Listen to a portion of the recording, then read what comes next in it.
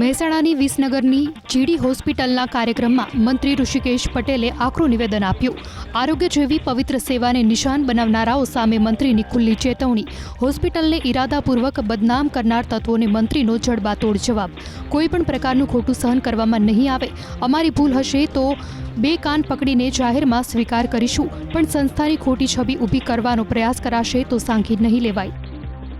મારે આજે કહેવું પડશે, કોઈ વાત વગર પોતાના વાંક સિવાય પણ સોશિયલ મીડિયામાં મૂકી હોસ્પિટલની સારી સેવાઓને ક્યાંક કલંકિત કરવાનું પણ કામ કરી રહ્યા છે. હું તો પારુલબેન રોગી કલ્યાણ સમિતિને કહું છું, ક્યાંક જરૂર પડે તો આવા ખોટા, ક્યાંક આપણી ભૂલ હોય તો આપણે બે કાન પકડીને સ્વીકારી લઈએ, પણ કોઈ ખોટું આ રીતે બદનામ કરવાની કોશિશ કરે તો ચોક્કસ જવાબ આપજો. જો જવાબ નહીં આપો તો આ લોકો એક ટેવાયેલા લોકો છે, અને ટેવાયેલા લોકોને સબક શીખવાડવો, જવાબ આપવો એટલો જ જરૂરી છે.